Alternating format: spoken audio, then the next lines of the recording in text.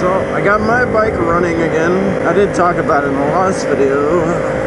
Taking Janine, well, I just dropped Janine off again. So I'm pretty sure nothing's gonna go wrong right now, hopefully. I did just switch to reserve about 3 miles down the road.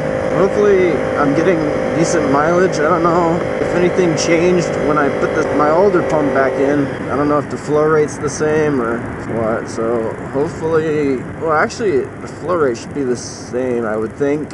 It really just builds up pressure. I think I'm okay. I tightened my chain. It was really in need of a tightening. This light's not gonna pick me up. Damn it. I was idling for maybe like 5 minutes after I dropped Janine off, so I don't know how much gas that uses. Hopefully not much. I'm still nervous because last time I ran out of gas. Well, that was before I tuned the pilots, but I ran out of gas pretty quick. I just hardly made it to the end of this road, which is like maybe 3 miles or something. Yes, you can tell the RPMs are a little erratic. I'm kind of wondering if I should tune the pilots in more, maybe? I don't know. Oh, what happens when I do the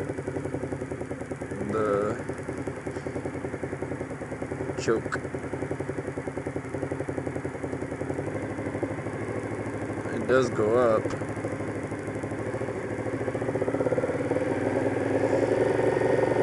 Yeah, it does go up. So I don't think it's, maybe it might be too lean right now, I don't know. Maybe that's why it's kind of fluctuating a little bit. But I don't know if it can't be. What the fuck is this person doing? Jeez. I think I have low tire pressure too, because at least in the front, I think in the back too, but I think really in the front, because I notice when I'm turning, or if I go over a little bump or something, there's like a big impact on the handlebars. It's cold. So after a few days, I was so exhausted from that day, just pushing the bike. I mean, this is a heavy ass bike. I didn't even get the part where I was going up the ramp that you merge onto the freeway. I didn't even get that footage, but that was the worst part, because I had to push it up over the ramp that goes over the freeway, over the I-10. I had to push my bike up that. That was a pain in the ass. But I did that. Luckily, whatever goes up comes down, so I got a little bit of a ride back down. Oh shit. I felt a little bit of bogging. Hopefully I'm not running out already. I don't think I would run out anytime soon, because I'm not running like insanely rich or anything. So anyway, after I think it was about 4 days, I was just like really exhausted, but I needed to get Janine's bike running, so I checked it out a little bit. I diagnosed it. It was also the fuel pump, but I mean that one I can understand because I was running it on fumes. And I know that's really bad for the fuel pump. Well, at least that's what I'm told. My uncle owns a mechanic shop out in Phoenix, and well, his words were, don't let it run on fumes ever. Always have gasoline in it, because it's really damaging to the pump. And I kind of just forgot about that, about his advice. But yeah, I would definitely, I'm not going to do that again. Once it ran out, I should have just turned it off and coasted all the way. But, I mean, I was just a dumbass and just kept going. I actually opened up the throttle even wider. So I had time to work on her bike, diagnosed it was the fuel pump. I diagnosed it the same way that I diagnosed my bike. All I did was turn the key. I mean, nothing, I didn't hear anything. I tried to start it, I didn't hear anything. But then again, on her bike, the pump is inside of the gas tank. So it's gonna be a pain in the ass to work on that. So the way I diagnosed it, I unplugged I took the tank all apart, not all the way apart, but I mean I unbolted it from the bike, unplugged the main fuel hose, and turned it on. That's when it should prime. On her bike, I know that because I know that because I hear it. Well, I used to hear it, and I don't know if it's with all fuel injected vehicles. I think it is. And then with carbureted, I guess you gotta start it, try to start it, and then it'll start clicking.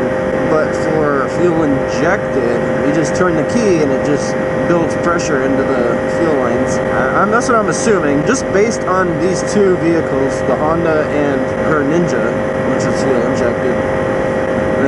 carbureted. So I'm assuming that's with all vehicles. But anyway, I could be right, I could be right, I could be wrong. So I unplugged it, turned the key, nothing happened.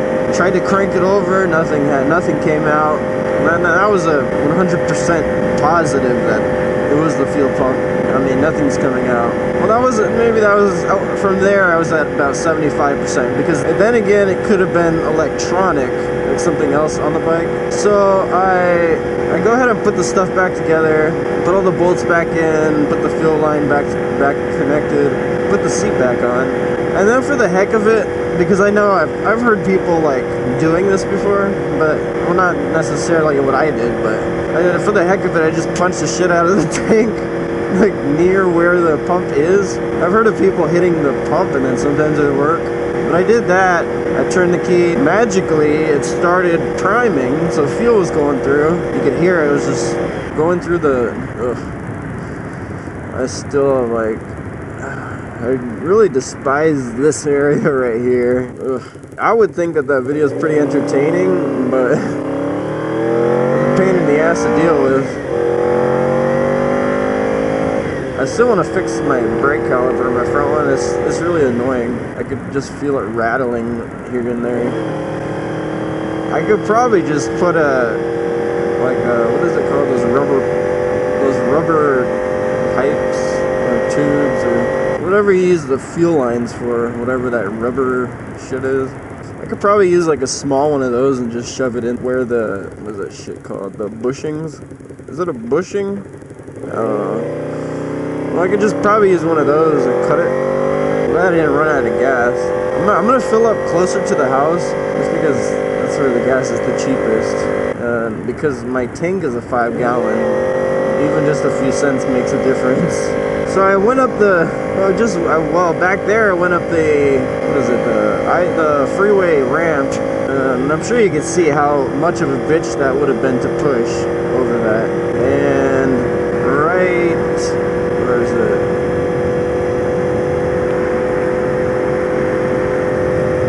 Yeah, and then right here is where I stopped, parked. I don't even want to think about all that shit again. That was horrible. It was a stressful freaking day. So anyway, yeah, back to Janine's bike. I got the thing working, shut it off, primed it again, primed right up. Yeah, it was priming. I mean, the gas was flowing each time I turned the key. Because each time you turn the key, it just was like just let some gas in. It's a little different than my bike. Actually, I thought my bike free flowed out, but I don't know. I think I'm getting my bike mixed up with my old bike. I used to have a Kawasaki KZ 1100. I think it was a KZ. No, I think it was a ZN 1100. They're very similar, but mine was a ZN. This guy better not. Damn it. I hesitated. I probably could have made. No, I don't think I could have made it through the light. And that one, I don't even think that one had a pump on it. I know there's different types of pumps. That one had the pump on the engine, I think. So whenever it had to do with like whenever the heck. Oh, I thought those was a bicycle. I thought I was seeing like doubles from that car or something. So on that one, I think that one actually pumps from the engine. So whenever the cylinder moves or something like that, it has something to do with the engine moving. But I think to get the gas flowing, that one I actually turned the switch on. That one will free flow, but this one won't. And I think I got it mixed up. That's why I was like, I don't know. Anyway, I keep changing the subject. But back to Janine's bike. I kept priming. Every time I turned it like 6 times just to get it to, get the gas flowing. Make sure that the gas is all throughout the lines. And I had the correct pressure and everything. Or enough pressure at least. Damn it. Hate this road. So I started up. Starts right up. And I'm like, yes. I'm all excited. Like, I was so excited that I wanted to ride it. And so I let it warm up. It raises idle to like 2,000 RPM until it gets to a certain temperature. Then it drops to wherever you set it. To wherever you set the RPMs at. So I get it going. It's ready. I take it out. It runs nice. I rode it around maybe 2 miles. It was working good. I started it back up. Damn it. I'm gonna just take a right.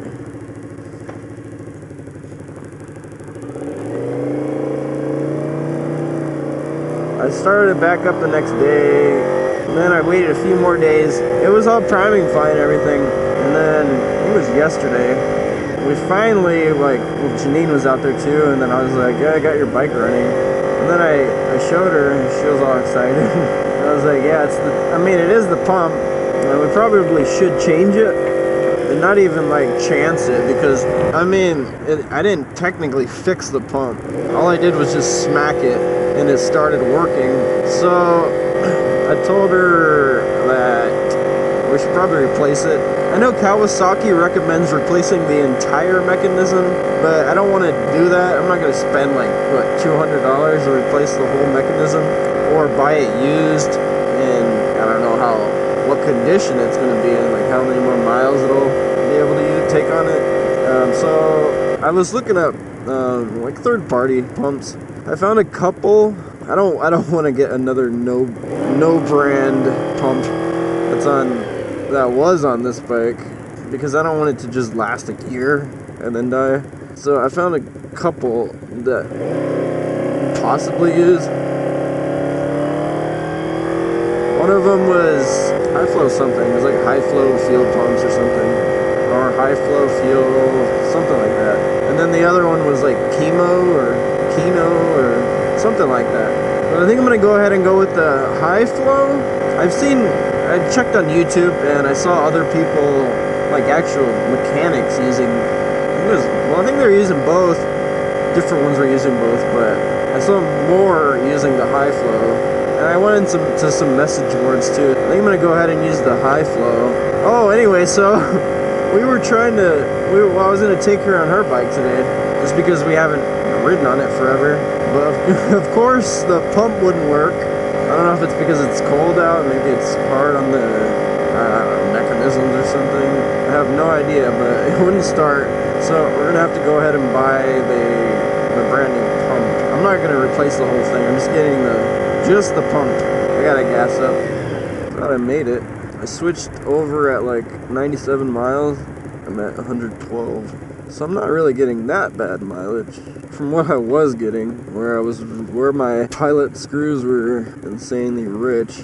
Actually, I could turn it over there, I think. Oh no, this is no turn. Yeah, I should check my tire pressure, because I think it's low. Oh, and my battery is pretty low too. I forgot to charge it after all of that shit the last video. And we were having a little bit of trouble starting it, to where it almost, like, the battery sounded like it was gonna die. And I was like, shit, we're gonna have to push it.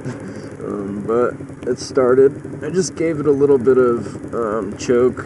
Started up. It was a pretty long startup process, but we still got it.